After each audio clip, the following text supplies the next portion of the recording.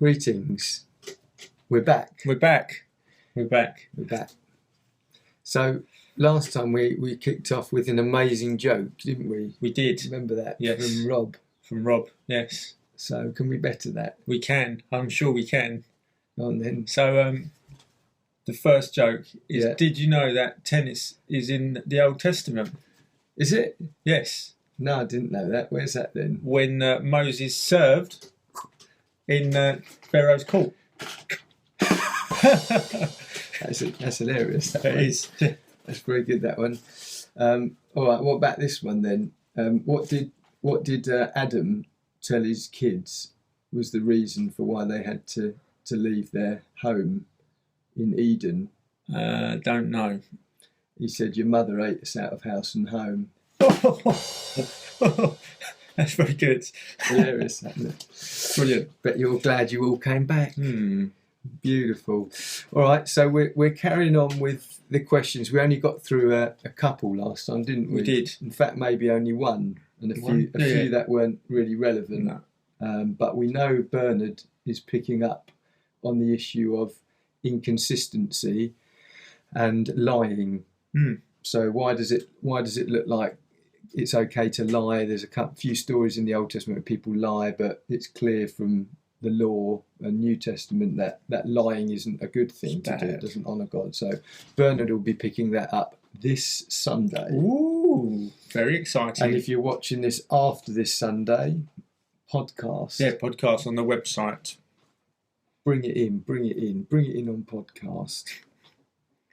So where do we kick off then today? Next question. So the question is, so if Jesus came to fulfill Old Testament laws, do we only obey the ones that have been reinforced? That came in from Kate Spencer. Reinforced. And remind us, what was the thing you said when you spoke about reinforced? Either reinforced, replaced, or removed. Yeah. So in the Old Testament, there are lots of different types of law. So there's civil law, moral law, there's agricultural law, there's ceremonial law. There's lots of different types of law. And in the New Testament, we see Jesus and the apostles in their teaching. Basically, either they reaffirm some laws. So give me an example of a reaffirmed law.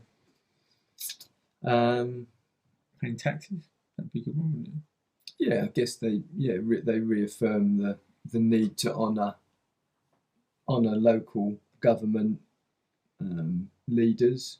So yeah, that would be a good one. So that's an example of being reaffirmed. Then removed would be, say, in regards to eating food. So certain food laws. What's the right way of calling that? Food laws. What would you call that? It's kind of ceremonial in a way, isn't it? Yeah, that certain foods were unclean. Yeah. So in the Old Testament, there was a lot of prohibition on what you could eat. Like they wouldn't eat pork, much like Muslims won't eat pork today for the same reasons. Whereas Peter has a vision in the New Testament, and he says, I can't, for the sake of his conscience, he's really worried about going to the Gentiles because of the food they're going to give him. And then he has a vision of the blanket that's being lifted up. And God says, what I've called clean, don't call unclean. And from that moment on, you see the apostles and in the New Testament all very happy to eat all sorts of different foods and things like that. So that's where it's removed. And then reframed. Give us an example of where it's reframed.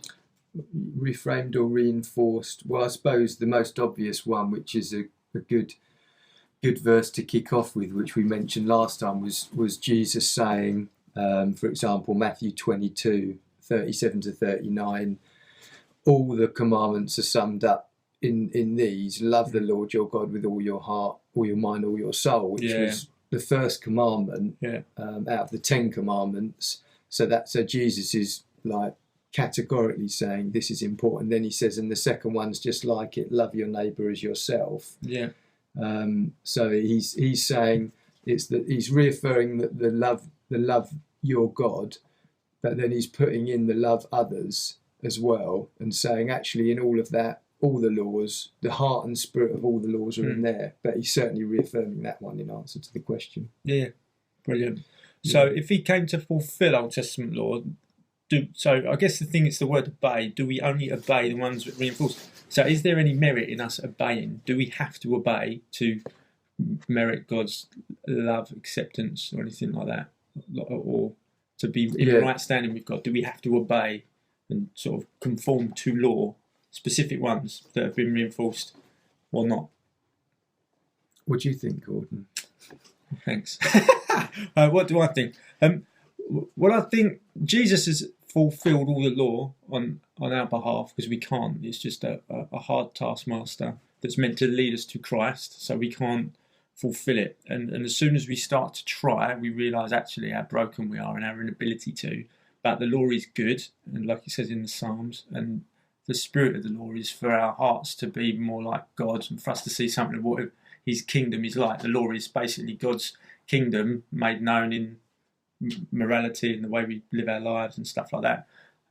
So I think there's merit in trying to be more like Christ, but as soon as we start beating ourselves up with the fact that we fall short of it, then that's going to cause us a problem. So I don't think I think there's a lot of good practice and wisdom in the law, but actually, do we have to obey? It depends where you put the emphasis. I think no, we don't. But then the question would be, if you see a lawless Christian who is, breaking every civil law, sort of in our country, so murdering, stealing, and then even just moral law, they're lying, stealing, they're coveting lots of things. They just want lots of stuff. They're finding their peace in that rather than other things like idolatry. Then you'd have to question actually, where is the Spirit of God in that person's life? So I think it's like we don't need to obey the law, but we need to, in some ways, actually be holy as He is holy. I mean, that's like a commandment. We try and be more like Christ, but we can only do that with the Spirit of God in us. As soon as we do it in our own effort, we're only ever going to fall up short and realise that we're not able to do it. I think it's a question of why do we want to obey them? Are we obeying laws, or are we obeying Jesus? That's good. So it's looking at, if Jesus said, again, we quoted it last time on our little video, Matthew 5:17-18. I've not come to abolish the law, but to fulfill it. And he was saying, like you said, it's a good thing. I'm fulfilling it, and that the law doesn't disappear in that. Oh, that was rubbish. That was useless. But now we go to Jesus. We're not going to the law. So it's not like Jesus gives us laws and said, here's the new laws, the new sort of 10 commandments. He says, love God and love others, and follow me and honour me. And in doing that, you have to obey Jesus. So in that sense, you could sort of say, no, you don't just obey the ones reinforced. You obey them all, because it's the spirit of them that you're looking to obey. You're looking to obey Jesus, and just because He didn't literally spell out, or the New Testament hasn't gone through like a list saying, tick to that one, cross to that one. That's too clinical. So of course, definitely the ones that appear to be reinforced, but Jesus was heavy about love God and love others, and said actually that sums it all up. So I think it's quite complex in that, no, you don't obey law, as you said, to get right with God, or like that's all there is to my Christian life. But in following Jesus, it must mean obeying Him, and finding out what He wants you to do means that you've got to listen to what He's saying to you by the Spirit, and read the Bible to see what direction He wants your life to go in. So it's a kind of a bit of a yes-no, I think. Definitely the ones reinforced, but just because you can't find a verse for it, it doesn't mean it might not be right to do it. But it's more about obeying Jesus on a more of a relationship level than trying to stick to a list of laws.